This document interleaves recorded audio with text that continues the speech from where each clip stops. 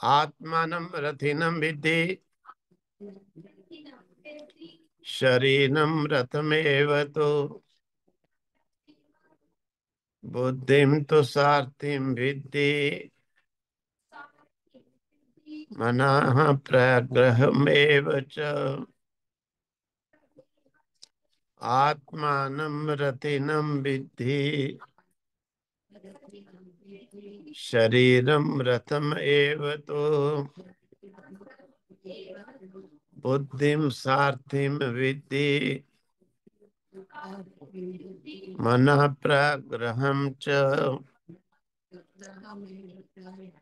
इंद्रियाणि हयानाहुर विषयांस्तेषु गोचरान् आत्मेन्द्रिय मनोयुक्तम् भोक्ते त्याहुर्मनीषिणाम् इंद्रियाणि Hayyan आहो विषयान् तेषु गोचरात् आत्मा इंद्रिय मनोयुक्तम् भोक्ता इति आहु मनीषिणः।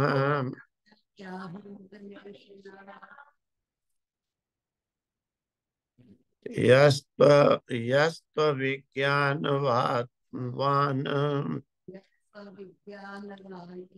यस्त्व विज्ञानवान् भवत्युक्तेन मनसा सदा तस्य इन्द्रियाण्यवशानि दुष्टाश्वा इव सारथे। या तो अविज्ञानवान् भवति अयुक्तेन मनसा सदा तस्य इन्द्रियाणि अवश्यानि दुष्ट अश्वा इव सारथे। कहते हैं ये कहा गया था कि वो आत्मा नश्वर कर्मों से नहीं, वो अविनाशी ज्ञान से ही प्राप्त होता है।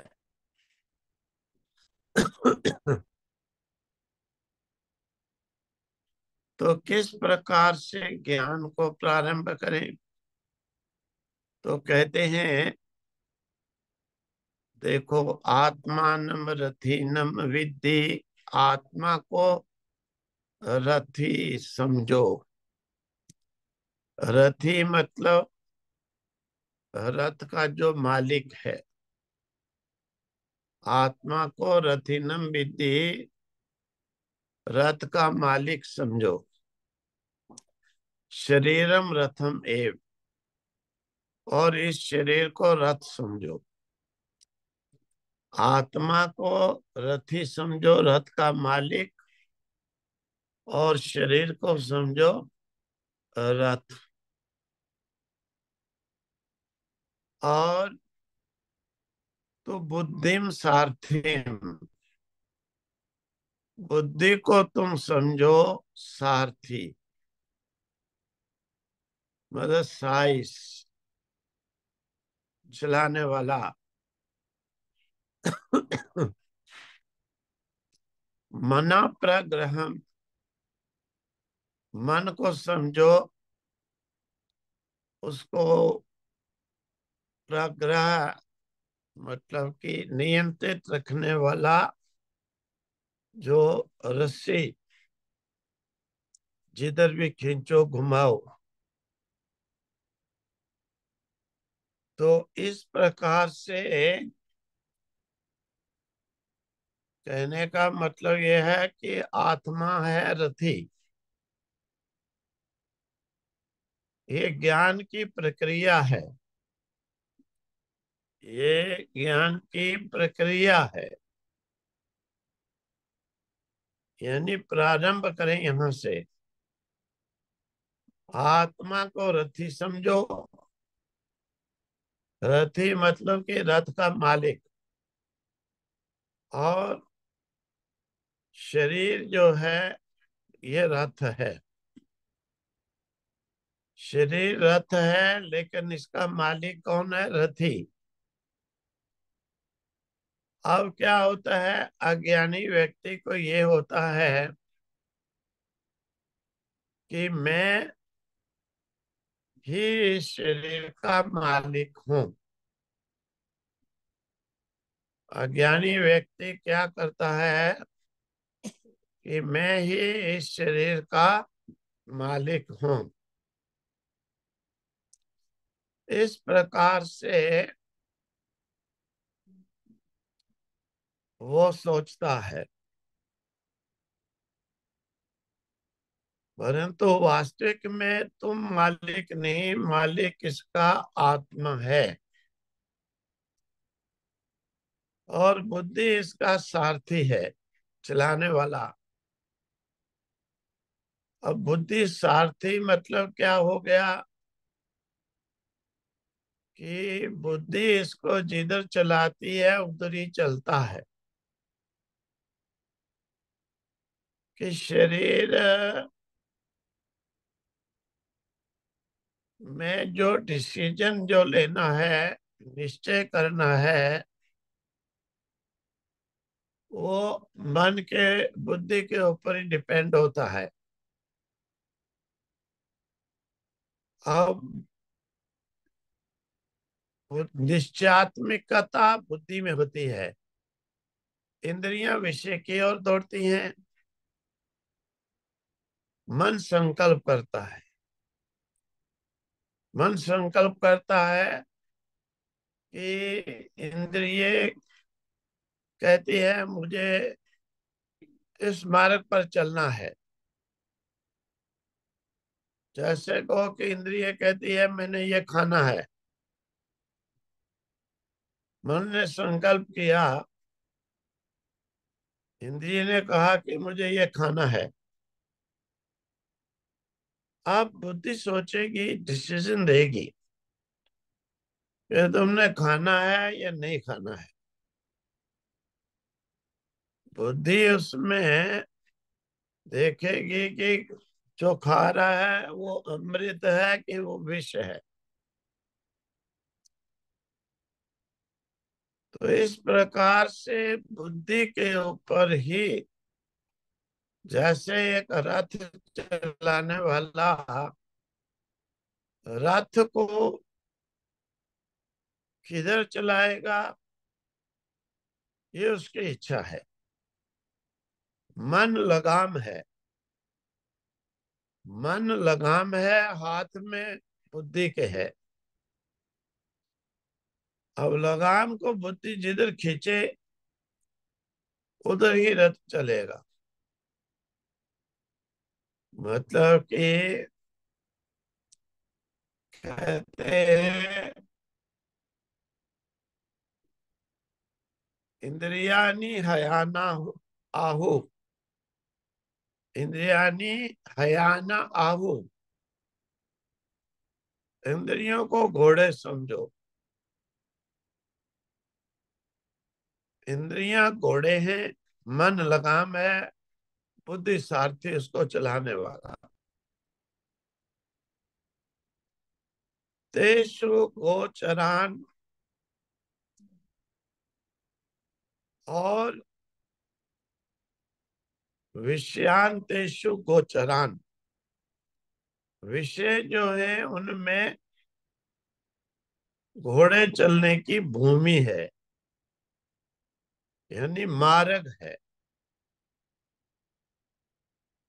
आत्मा इंद्रिय मनोयुक्तम। आत्मा इंद्रिय और मन मिले हुए या इंद्रिय मन से युक्त आत्मा। आत्मा इंद्रिय मन मिले हुए या मन से युक्त आत्मा भोक्ता इति आहु, भोग करने वाला, ऐसे कहा है मनीषिना, मनीषियों ने, ज्ञानियों ने। मतलब कि रथी है आत्मा, रथ का मालिक, और शरीर एक रथ है, मन एक लगाम है, और बुद्धि इसका सारथी है जिसके हाथ में है लगाम। मन ने, लगाम ने अपने आप कुछ नहीं करना, जैसे सारथी ने जिधर खींचना उधर ही इंद्रिय घोड़े हैं, उसी तरफ घोड़े जो है चल पड़ेंगे। मतलब कि बुद्धि जैसा डिसीजन लेगी उसी प्रकार से ही ये इंद्रियां रूपी जो घोड़े हैं वो उसके अनुसार चलेंगे। इंद्रिय ने विषय देखा, अब विषय में जाना है या नहीं जाना है, इसका कंट्रोल इंद्रिय के पास। अब विद्वान लोग कहते हैं, ज्ञानियों का कहना है, मनुष्यों का, कि जब आत्मा मालिक, इंद्रियां घोड़े और मन लगाम, विद्वानों का यह कहना है कि जब आत्मा मतलब इस शरीर का मालिक और इंद्रिय रूपी घोड़े और लगाम जिसके हाथ में है मन,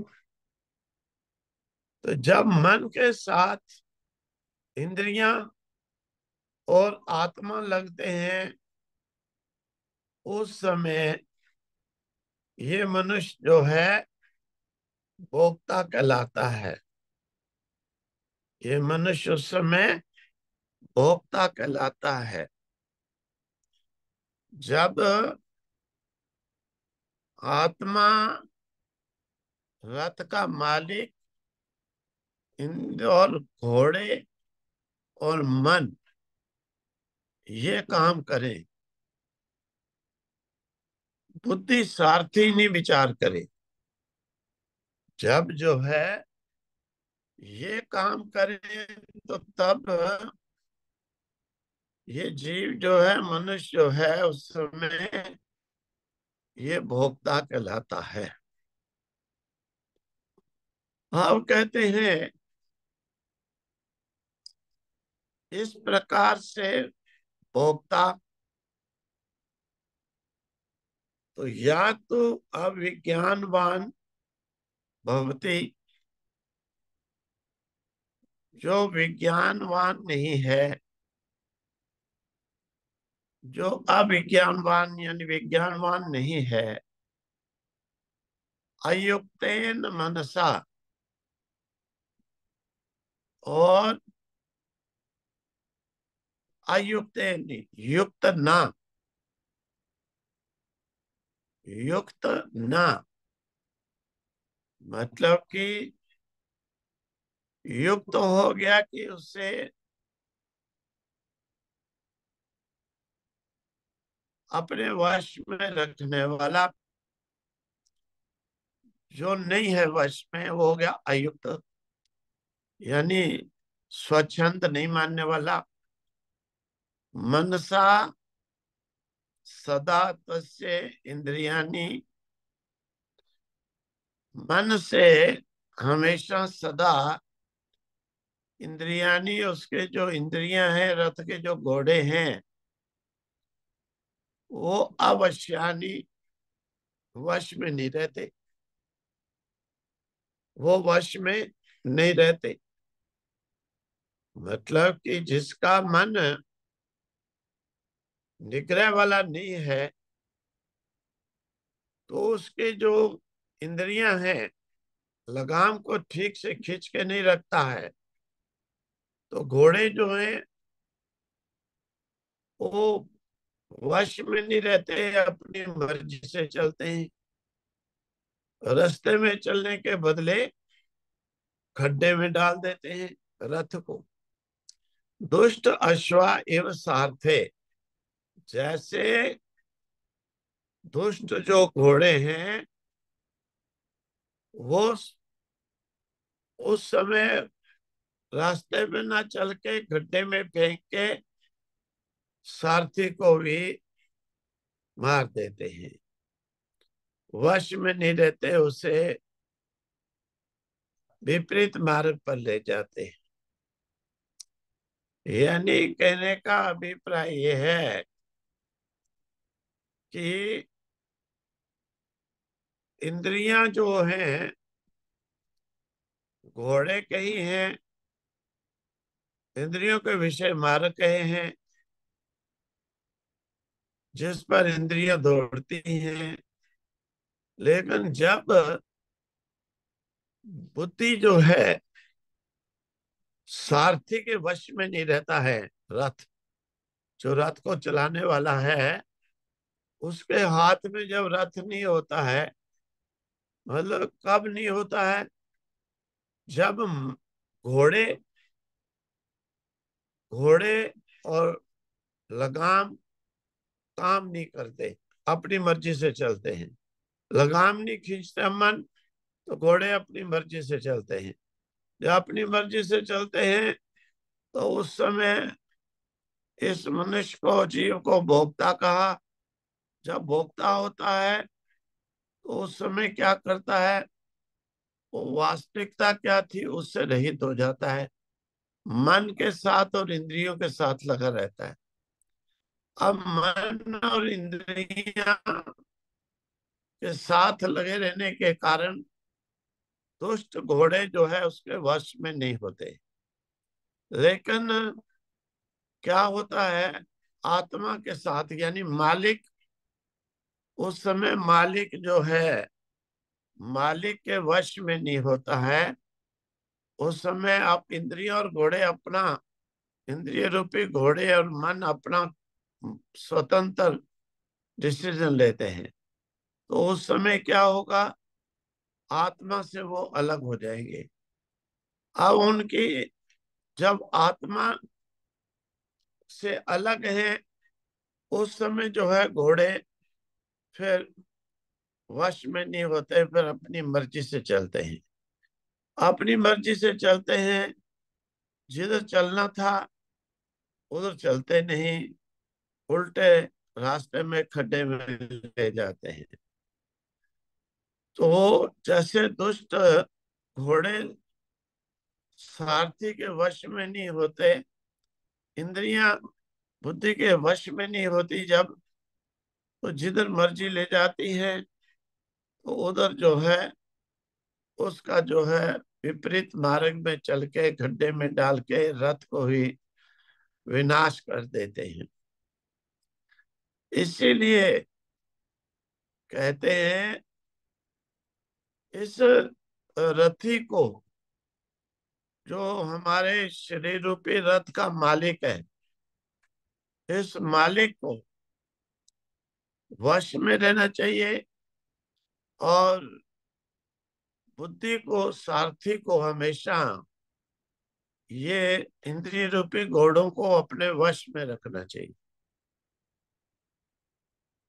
इन इंद्रिय रूपी घोड़ों को और मन रूपी लगाम इस सारथी के हाथ में हो तो तभी ठीक चलता है, यानी बुद्धि के हाथ में हो। अगर ये बुद्धि के हाथ में नहीं है, बुद्धि से काम नहीं लेते, जब बुद्धि से काम नहीं लेते हैं तो फिर ये इंद्रियां भी जो है और मन भी, ये इस रथ का, शरीर का ही नाश कर देते हैं। यानी जिधर नहीं चलना था उधर ही इस शरीर को ले जाते हैं, रथ को ले जाते हैं। जिधर चलना था उस तरफ ये जाते नहीं है। इंद्रियां और मन मिलकर के जब काम करते हैं, हमेशा तब जो है उल्टा ही काम होता है, विनाश वाला ही काम होता है। लेकिन जब बुद्धि के कंट्रोल में आ जाते हैं, बुद्धि के अनुसार चलते हैं, उस समय जो है ये वश में रहते हैं और विनाश की ओर नहीं चलते हैं। बुद्धि से युक्त होना यानी आत्मा के साथ मिलकर चलना, और आत्मा से अलग होना ये विनाश की ओर ही चलना, और आत्मा के साथ होकर चलना ये समझ लो कल्याण की ओर चलना। इस प्रकार से ये ज्ञान का यहाँ से नचिकेता को जो यमाचार्य उपदेश दे रहे हैं, ये प्रारंभिक प्रस्थान यानी यहाँ से प्रारंभ होता है। इस सबसे पहले इसने कल्याण के मार्ग पर चलना हो, मन और इंद्रियों को बुद्धि के द्वारा काबू रखे और बुद्धि को आत्मा में लगा के रखे, ना कि मन और इंद्रियों को स्वतंत्र विचरने दे। ओम तत्सत। ओम तत्सत।